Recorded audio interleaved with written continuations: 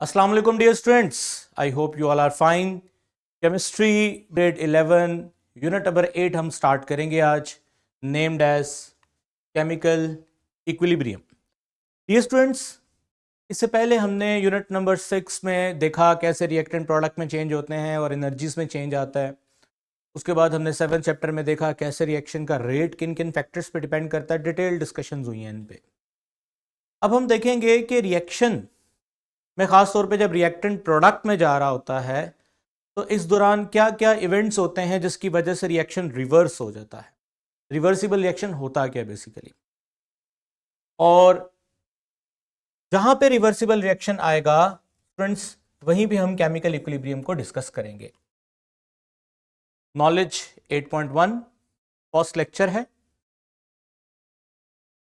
इस नॉलेज के अंदर जो एसएलओस कवर होते हैं वो 3 एसएलओस हैं।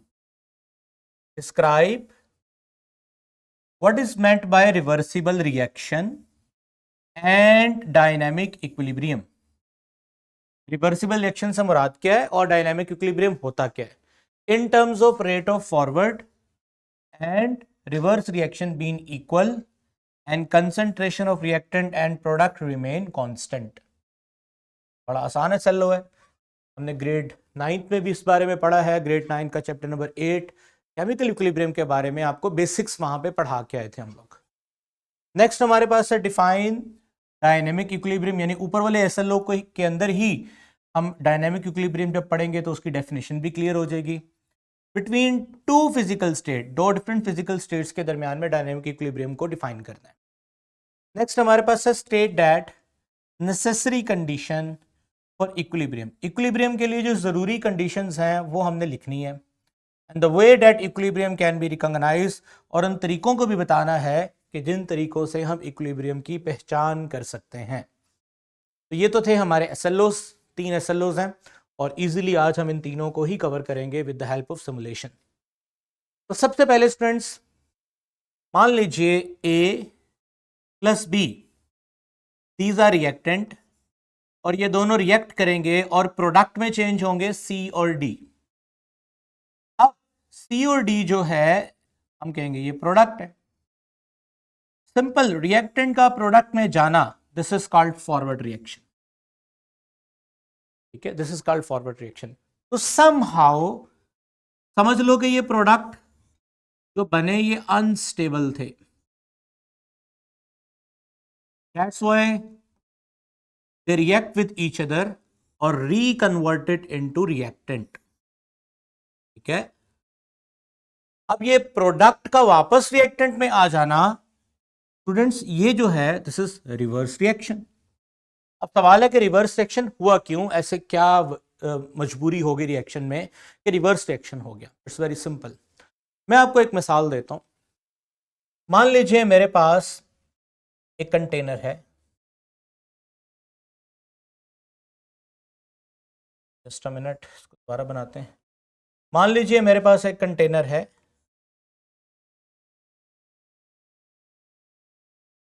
उस कंटेनर के अंदर मैंने एक रिएक्शन करवाया A प्लस बी का, और इस रिएक्शन के नतीजे में प्रोडक्ट बना C प्लस डी। अब सबसे पहले ये सिस्टम जो है ये क्लोज है।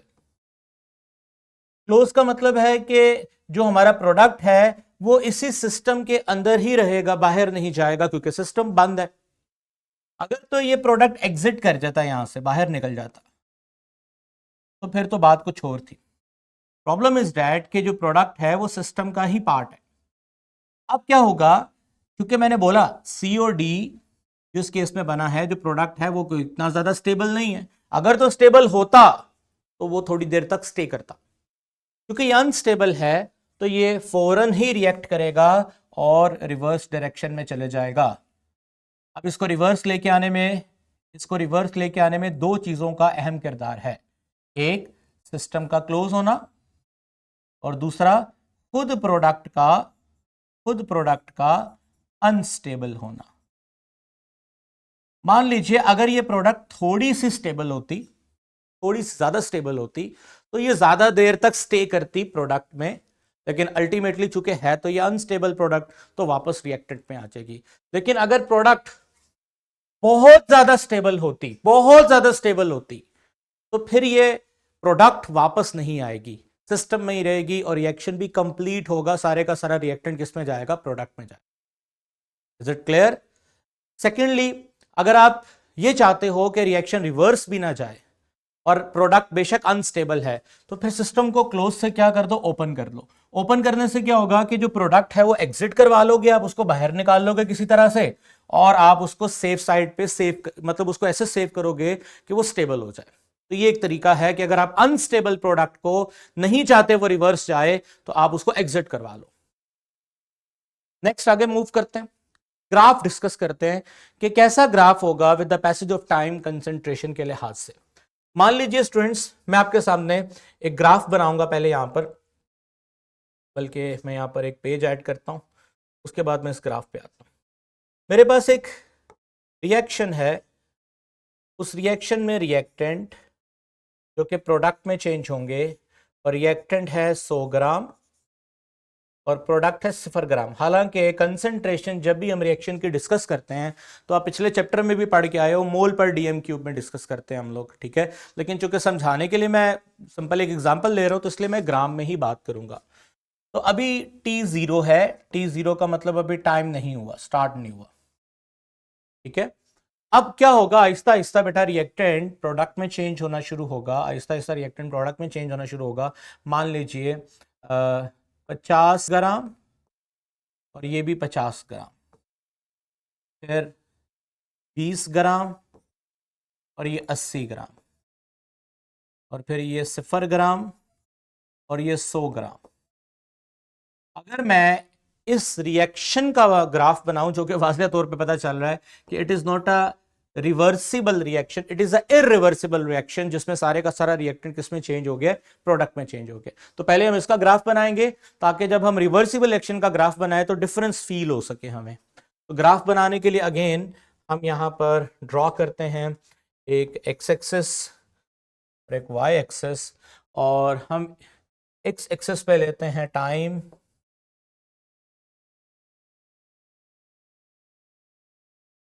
और वाई एक्सेस पे लेते हैं concentration, concentration of reactant and product. Initially time 0 है, इनिशियली कंसंट्रेशन भी 0 है। तो मान लीजिए शुरू शुरू में चूंकि प्रोडक्ट 0 होता है, तो मैं यहां पर प्रोडक्ट की कंसंट्रेशन को मेंशन करता हूं कि वो 0 है। तो ये मान लो ये प्रोडक्ट है और ये रिएक्टेंट है। Students, with the passage of time होगा क्या कि रिएक्टेंट में कमी आएगी, प्रोडक्ट में इजाफा होगा। अच्छा, रिएक्टेंट कम होता जाएगा, होता जाएगा, रिएक्टेंट कम होता जाएगा, और एक टाइम आएगा कि रिएक्टेंट की मिकदार हो जाएगी 0, और प्रोडक्ट बढ़ता जाएगा, बढ़ता जाएगा, और प्रोडक्ट पहुंच जाएगा उस जगह पे जहां पर रिएक्टेंट है। यानी कि प्रोडक्ट हो गया 100 ग्राम, रिएक्टेंट हो गया 0 ग्राम। तो अगर इस तरह का ग्राफ आपको देखने को मिलेगा, तो आप सीधा सीधा कह दीजिएगा कि it is irreversible, it is a graph of irreversible reaction. तो स्टूडेंट्स, अगर मैं आपको यहां से एक क्वेश्चन पूछूं कि शुरू शुरू में प्रोडक्ट बनने की, अगर आप स्लोप निकालने का तरीका आप जानते हैं, यहां स्लोप ज्यादा है, इन पॉइंट्स पे स्लोप ज्यादा है, इन पॉइंट्स पे स्लोप ज्यादा है, इन पॉइंट्स पे स्लोप ज्यादा है, कि कहां स्लोप ज्यादा है? शाबाश, बताइए, जो क्लास में बच्चे बैठे हैं वो जरा बताएं। हाँ जी, इन पॉइंट्स पे स्लोप ज्यादा है, ओब्वियसली पता चल रहा है, और यहां पे स्लोप कम है। बेसिकली प्रोडक्ट जो बना है वो शुरू वाले टाइम पे प्रोडक्ट ज्यादा जल्दी बना है, और आखिर वाले टाइम पे प्रोडक्ट बनने की स्पीड इतनी ज्यादा नहीं रही, क्योंकि प्रोडक्ट बनना बेसिकली रिएक्टेंट की कंसंट्रेशन में तब्दीली आएगी तो प्रोडक्ट बनेगा ना। अब प्रोडक्ट बढ़ेगा तो basically delta C with positive sign with respect to time, this is called rate of reaction. और आपको मैं लास्ट लेक्चर में चैप्टर में इंस्टेंटेनियस रेट ऑफ रिएक्शन निकालना सिखा के आया हूं। तो आप इन इंस्टेंट्स पे अगर रफ्तार निकालोगे तो स्लोप यहां से ऑब्वियसली वैसे ही पता लग रहा है स्लोप ज्यादा है। जहां स्लोप ज्यादा होगी, स्लोप जहां ज्यादा होगी वहां पे रेट ऑफ रिएक्शन क्या होगा बेटा, रेट ऑफ रिएक्शन ज्यादा होगा। तो यहां से भी ग्राफ से भी पता चल रहा है आपको कि शुरू शुरू वाले इंस्टेंट्स पे स्लोप ज्यादा है तो रेट ऑफ रिएक्शन ज्यादा है, आगे स्लोप कम हो गई है तो रेट ऑफ रिएक्शन क्या हो गया, कम हो गया। अब चलते हैं इस ग्राफ पे। मान लीजिए अगर इस ग्राफ को मैं ऐसे बना दूं कि रिएक्टेंट कम हो रहा था, रिएक्टेंट कम होता होता एक टाइम के बाद उसने कम होना छोड़ दिया, मतलब कि बिल्कुल ही यहां पर स्लोप जीरो हो गई, खत्म हो गई। ठीक है, यानी कि लाइन के सीधे होने का मतलब है कि इस स्पेसिफिक टाइम पर हमारे पास जो रिएक्टेंट था वो फिक्स हो गया, उसकी मिकदार मजीद कम नहीं हुई। और इसी तरह अगर मैं प्रोडक्ट के ग्राफ को इस कलर से, बल्कि प्रोडक्ट के ग्राफ को अगर मैं कलर चेंज कर लें ज़रा, हाँ ब्लैक से कर लेते हैं। तो प्रोडक्ट का जो ग्राफ है, अगर मैं प्रोडक्ट ज्यादा करूं, प्रोडक्ट डेफिनेटली प्रोडक्ट भी ज्यादा होगी ना, क्योंकि रिएक्टेंट कम हो रहा है, प्रोडक्ट ज्यादा, लेकिन प्रोडक्ट ज्यादा होते होते होते होते रास्ते में उसकी भी ग्राफ इस तरह से स्ट्रेट हो गई। इसका मतलब ये कुछ सर्टेन पॉइंट्स हैं जिन पॉइंट्स के बाद रिएक्टेंट्स ने भी कम होना बंद कर दिया और प्रोडक्ट्स ने भी ज्यादा होना बंद कर दिया। ये वो टाइम है जिसके बाद रिएक्शन, टाइम तो चल रहा है, टाइम तो आगे बढ़ रहा है, लेकिन ना तो रिएक्टेंट बढ़ा ना प्रोडक्ट बढ़ा। और साफ साफ ग्राफ से यह भी जाहिर है कि सारे का सारा रिएक्टेंट प्रोडक्ट में चेंज नहीं हुआ। अगर सारे का सारा रिएक्टेंट प्रोडक्ट में चेंज होता तो प्रोडक्ट 100% हो जाता और रिएक्टेंट 0% हो जाता, लेकिन रिएक्टेंट भी 0 नहीं हुआ, प्रोडक्ट भी 100 नहीं हुआ। इसका मतलब ये जो मैं अब हाईलाइट करने वाला हूं, जरा काइंडली इसको गौर से देखिएगा। ये जो मैं लाइनें हाईलाइट की हैं, जिस पे मैं पिंक कलर की लाइनें लगा रहा हूं, आपने इस ग्राफ को जरा गौर से समझना है। ये वो ग्राफ है जो हमें बताता है कि खास टाइम के बाद, एक खास वक्फे के बाद रिएक्टेंट और प्रोडक्ट की कंसंट्रेशन कांस्टेंट हो गई। ना रिएक्टेंट प्रोडक्ट में चेंज हुआ, ना प्रोडक्ट, मतलब मजीद रिएक्टेंट प्रोडक्ट में चेंज नहीं हुआ और मजीद प्रोडक्ट रिएक्टेंट में नहीं आया। ये एक फिक्स कंसंट्रेशन वाला जो टाइम होगा, हम इसको नाम देंगे कि it is a time eight which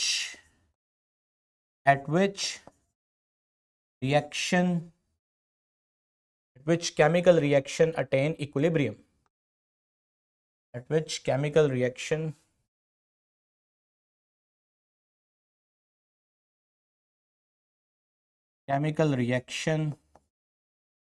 attain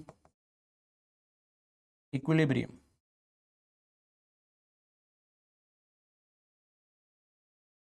ठीक है, अच्छा जी, मैं ना आपको एक सिमुलेशन भी दिखाता हूं ताकि आपको अच्छे तरीके से समझ आ जाए। ये सिमुलेशन जरा प्ले करें स्टूडेंट्स। ये आप देख रहे हैं, इसमें है क्या,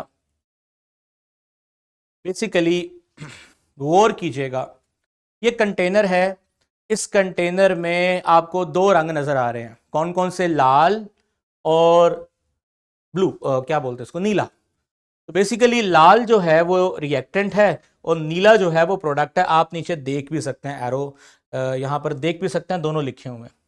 ठीक है, अब आपने करना क्या है, आपने नजर रखनी है इस पूरे बर्तन में और आपने देखना है कि इस पूरे बर्तन में इस टाइम क्या क्या मौजूद है। इस टाइम लाल भी मौजूद है और इस टाइम नीला भी मौजूद है, मतलब रिएक्टेंट भी मौजूद है, प्रोडक्ट भी मौजूद है। अब आप ऐसा करो कि लाल वाले गिनो जरा कितने हैं, लाल वाले मॉलिक्यूल जरा गिनो आप कितने हैं। तो आपको पता चलेगा तकरीबन लाल वाले जो मॉलिक्यूल हैं इसमें वो एक एक दो तीन चार पाँच छः हैं। और जो आपको नीले वाले मॉलिक्यूल मिलेंगे वो एक दो तीन चार पाँच छः सात आठ हैं। तो हाँ सॉरी, 9 है, 9 और 6, 9 नीले हैं और 6 लाल हैं।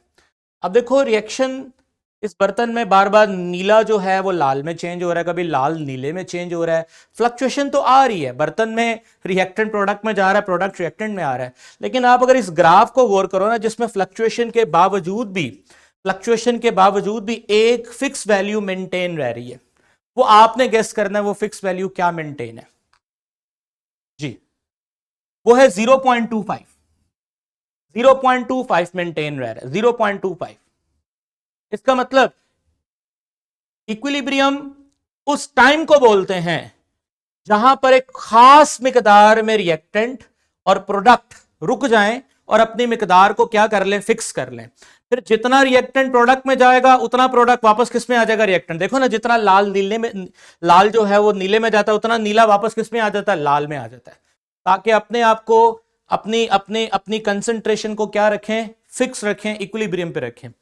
इस दौरान रिएक्शन कंटेनर के अंदर, ये याद रखना, ये बंद होना चाहिए सिस्टम।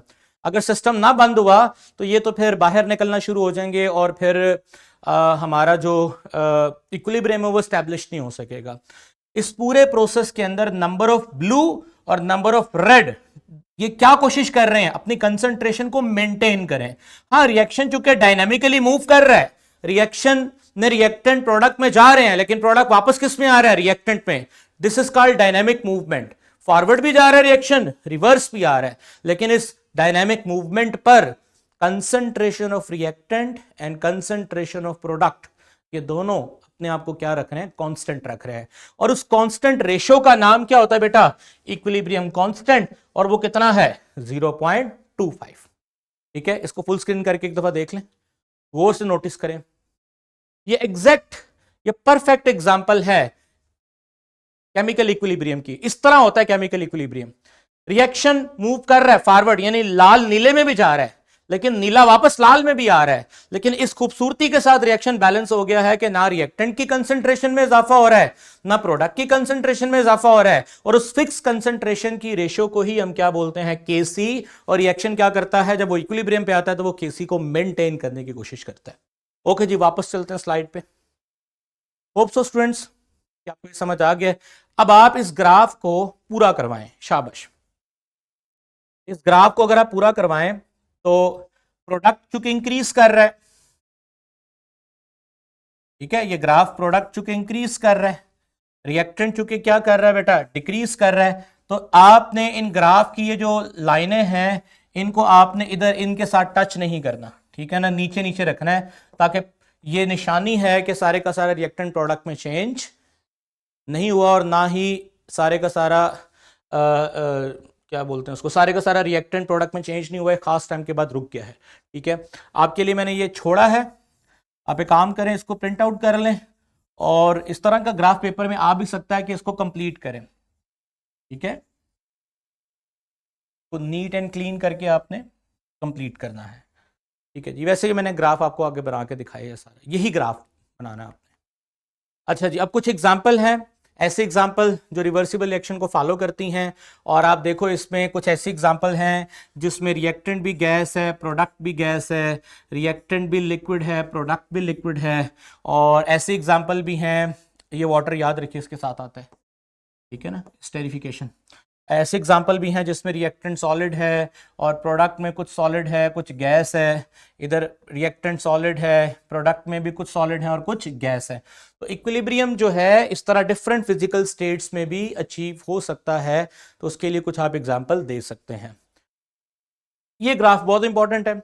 ये ग्राफ क्या है स्टूडेंट्स, ये graph between time and rate है, रफ्तार में और टाइम में। कंसंट्रेशन जैसे हमने लास्ट ग्राफ पढ़ा ना, उसमें तो with the passage of time concentration में तब्दीली आ रही थी। जैसे प्रोडक्ट की कंसंट्रेशन में इंक्रीमेंट आ रहा था, रिएक्टेंट की कंसंट्रेशन में डिक्रीमेंट आ रहा था, ये हमने पढ़ लिया हुआ है। लेकिन अब हमने कंसंट्रेशन नहीं, रेट, रफ्तार। अब मुझे बच्चों जल्दी जल्दी बताओ, रफ्तार का आपने चैप्टर 7 में पढ़ा हुआ है कि रफ्तार का रेट ऑफ रिएक्शन का कंसंट्रेशन के साथ क्या रिलेशन है, डायरेक्ट। जब किसी चीज की कंसंट्रेशन ज्यादा होती है तो उसकी रफ्तार भी क्या होती है, ज्यादा होती है। तो शुरू शुरू में मुझे बताओ, ये रहा रिएक्टेंट, ये रिएक्टेंट का एरो रहा, ये रिएक्टेंट की कंसंट्रेशन शुरू में ज्यादा थी। प्रोडक्ट चूंकि बहुत थोड़ा था शुरू में, तो प्रोडक्ट के लिए हम छोटा एरो लगाते हैं। एरो जो है यहां पर कंसंट्रेशन को शो कर रहा है, शाबाश। शुरू शुरू में रिएक्टेंट चूंकि बहुत ज्यादा थे, तो रिएक्टेंट की कंसंट्रेशन ज्यादा होने से उनकी रफ्तार क्या होगी, ज्यादा। क्या रफ्तार है, रिएक्टेंट जल्दी जल्दी किस में जा रहा होगा, प्रोडक्ट में जा रहा होगा। तो हम कह सकते हैं at the start of the time, at the start of the time the rate of forward reaction at their peak, rate of forward reaction अपनी पीक पे होगा। क्योंकि रिवर्स रिएक्शन की बात करें तो रेट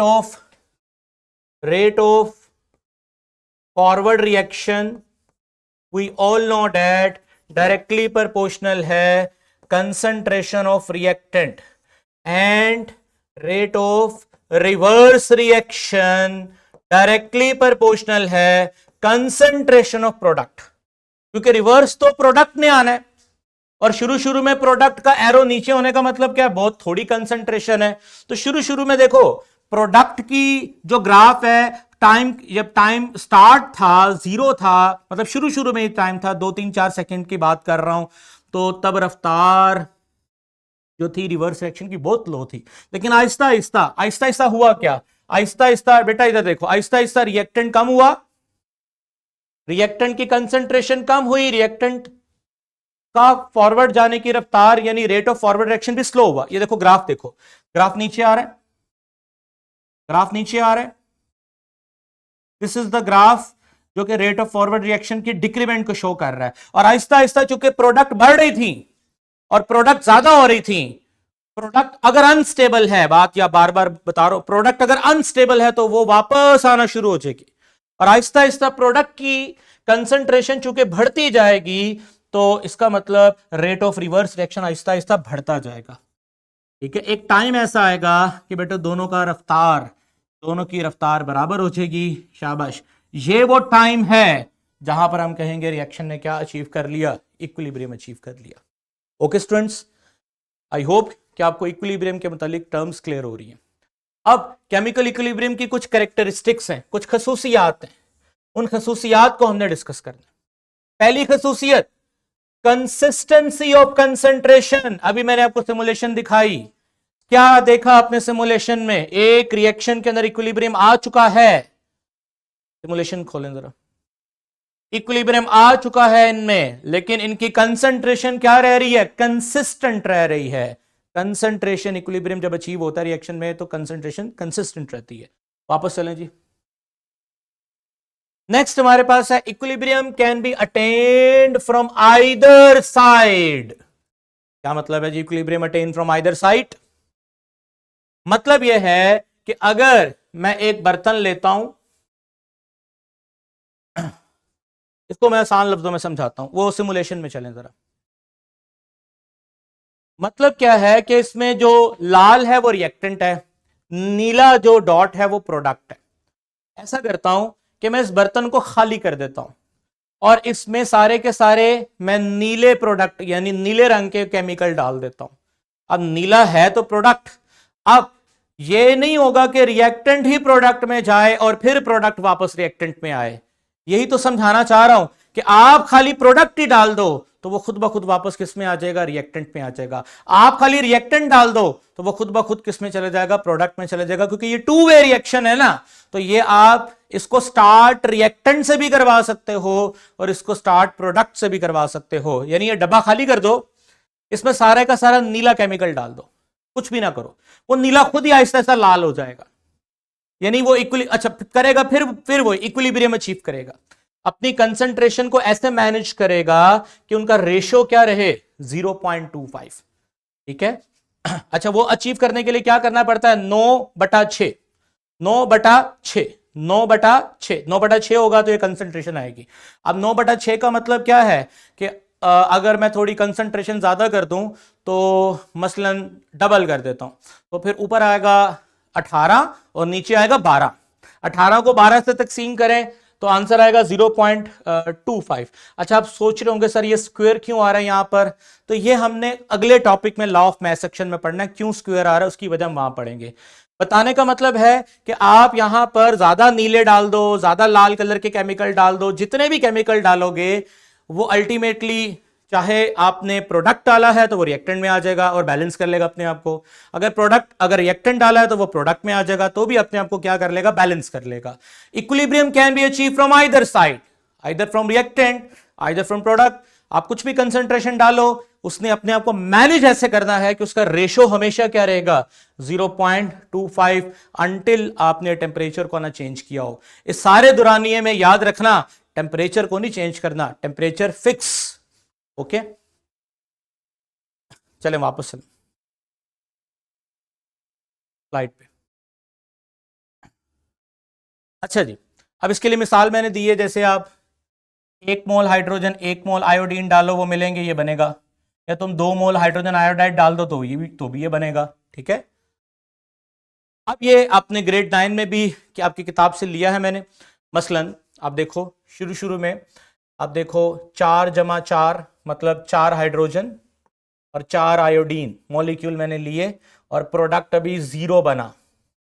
ठीक है ना, अभी सारे का सारा रेट ऑफ फॉरवर्ड ही चलेगा ना।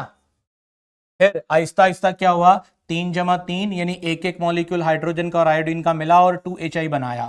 तो देखो 2 हाइड्रोजन आयोडाइड हो गए ना, 1 हाइड्रोजन 1 आयोडीन मिलेंगे यानी एक इधर से कम होगा और 2 ये बन जाएंगे। देखो 2 बन गए ना ये मॉलिक्यूल HI के। अब देखो कुछ ना कुछ प्रोडक्ट आ गई है।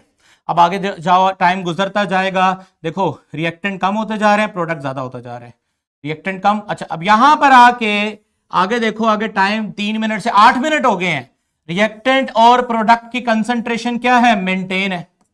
एरोस भी देख लो, रेट ऑफ फॉरवर्ड और रेट ऑफ रिवर्स रिएक्शन क्या हो गया, मेंटेन हो गया। यहां पर निशानी, ये निशानी है कि इक्विलिब्रियम आ गया।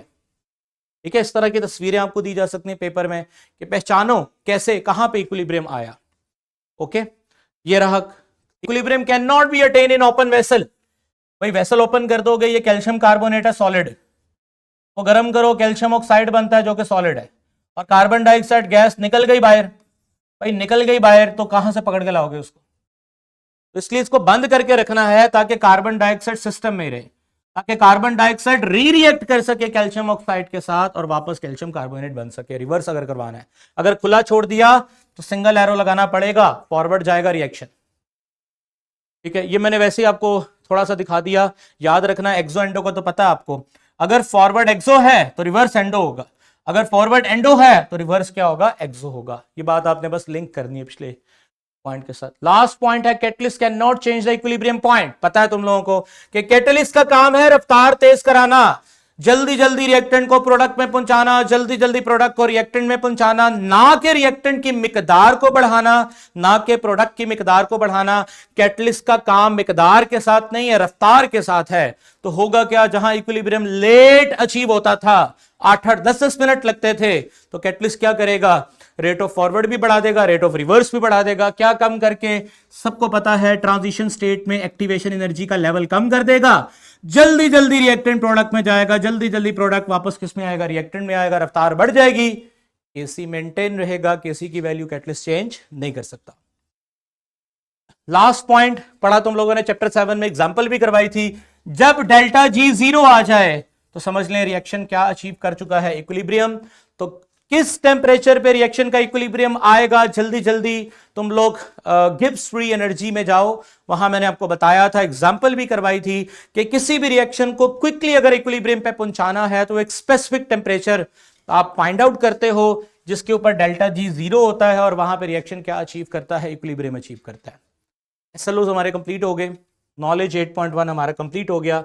ये कुछ शॉर्ट क्वेश्चंस हैं, टेस्ट योर सेल्फ हैं, इनको आपने अटेम्प्ट करना है। अगर आप ये कर लेते हैं मेरे बगैर, लेक्चर सुने, देखें, करें, नहीं आता मेरे से पूछें, शाबाश।